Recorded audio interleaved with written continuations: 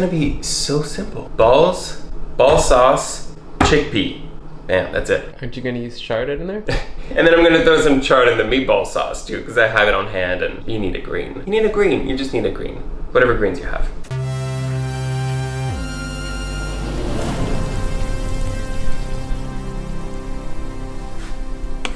Welcome to quarantine cooking with Alex. We've been, clearly stuck at home for a long time now.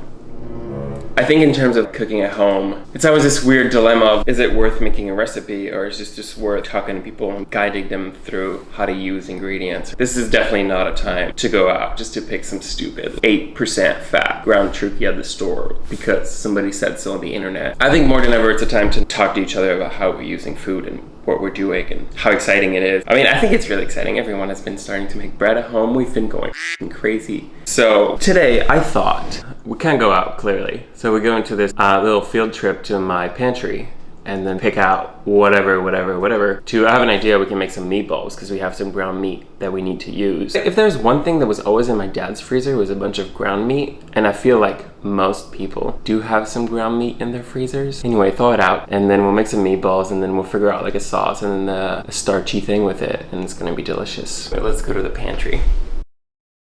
We're gonna need some starchy stuff in there. Gluten-free panko is perfect. Garlic, onion in there. And for the sauce, let's do a tomatoey thing with canned tomatoes. More onion, and we're gonna have some wine in the fridge. Otherwise, for the actual starchy thing, let's do a garbanzo. Smashed garbanzo thing. Yeah, I think that's it. All right, so let's start off with the meatballs. For meatballs, the only thing that really matters is you keep your meat as cool as possible for as long as possible. You want the fat to stay nice and cool, and you want the protein from the actual meat to then be binding everything together and not the fat. So I have 2 pounds of beef. I'm gonna start by probably soaking, I don't know, how much is that? Half a cup of panko. Old bread, old breadcrumb, whatever that's bready is good to use for the meatballs. In cool milk thing, and of course I have Oatly. You're gonna end up being like the most LA meatballs ever. But you just wanna add enough so that the bread is just turning out to be some sort of a paste. But just like that is good. So that's soaking aside. What's gonna go in the balls is just basically whatever you have on hand. I'm gonna do some parsley. You don't wanna pick it up. You can totally roughly chop that the whole way.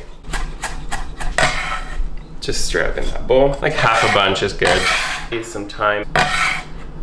And I'm gonna do just half an onion. And then you can chop it up as fine as possible. I'm gonna pound some coriander and fennel, which I have on hand. Coarsely grind it, just like that. All of it in here. A little bit of chili, a little bit of garlic. If you ever do garlic and mortar and pesto, just add a little salt. It's gonna help you a lot. It like breaks it down and then it takes like a minute task and turns it into like a 10-second task. You have your clove of garlic straight up in there. All right, and then we're ready for the meat. Now we have everything here set up like that. And the meat is nice and cold. If you happen to have some ground anything, turkey would work, ground lamb, ground pork, whatever it is, and also the soaking panko. You wanna mix that very well. Definitely a lot of ways to make meatballs. Some people throw eggs in there, which I think is fine. Oh, I forgot to put salt. Do you wanna put salt in for me?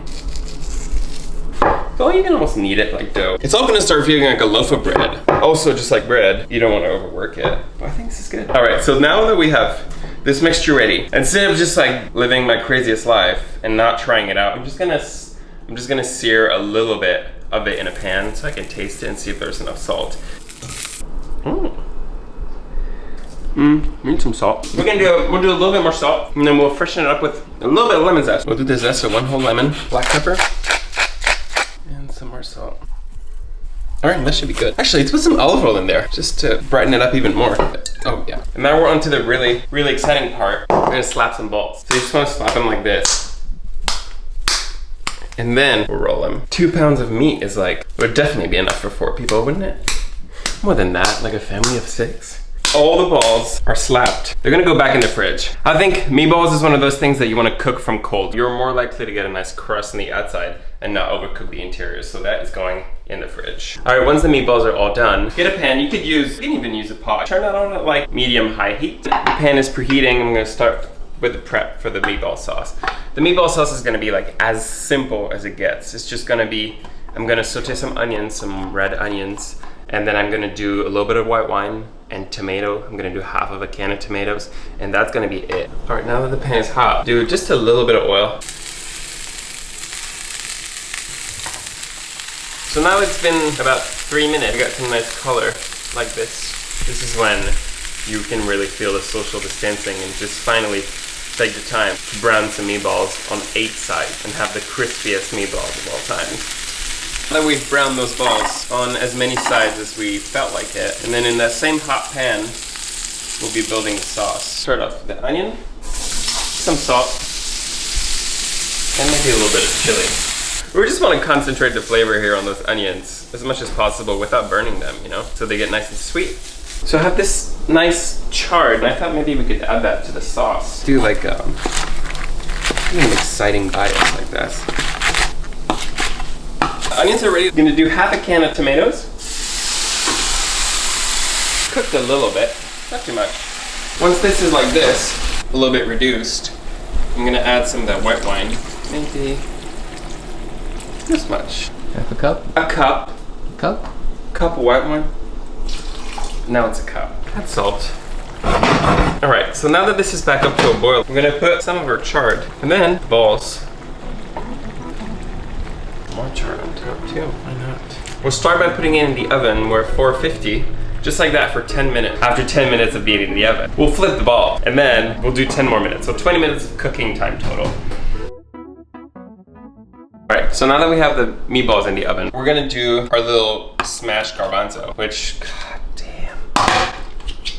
Today, I'm just using canned garbanzo because apocalypse, coronavirus. Strain it, because that liquid is shitty. So once you've strained these guys, we're gonna place them in a little sauce pot. For smashing them, I'm just gonna bring them back up to a boil, just gonna help make it a lot easier for them to be like creamy. So fresh water, and this is the kind of shit, like, if you have, you know, Rubacoup or Vitamix or even what's that thing called? The Magic Bullet. If you have a Magic Bullet, you can totally use that to smash them. And if you don't have any of that, in the past I've used the fork, which is totally fine. Or you can use one of those potato mashers. So really just bring it up to a boil and throw it in whichever smashing device you like to use today. All right, so 10 minutes are over and we're just gonna flip the balls. So we did get a little bit more color. It's very nice. And for 10 more minutes they go. Chickpeas are up to a boil, and this is just like pasta. We're gonna strain it straight up in the blender, and all I'm gonna add is some oil, probably half of a lemon, and just a little bit of salt. And that's up to you too, like if you like it chunky, keep it chunky. If you like it smoother, keep it smoother. That's good to me, let's taste it. Oil. But it's good. A splash of fresh water. Perfect. This is the chunky style smash chickpea garbanzo chechi thing. Balls are coming out of the oven. They're looking great. And then we got everything for plating. First off, we're gonna do some of our chickpea smash. A couple meatballs. And now we have all this sauce here. They want to make sure to get all that.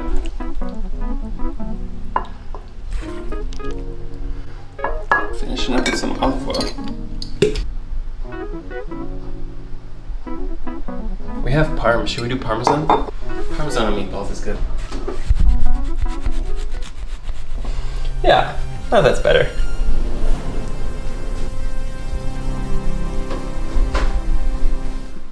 Came out really good. This was a success. Cheers. And goodbye, stay at home, make food, and take care of your health.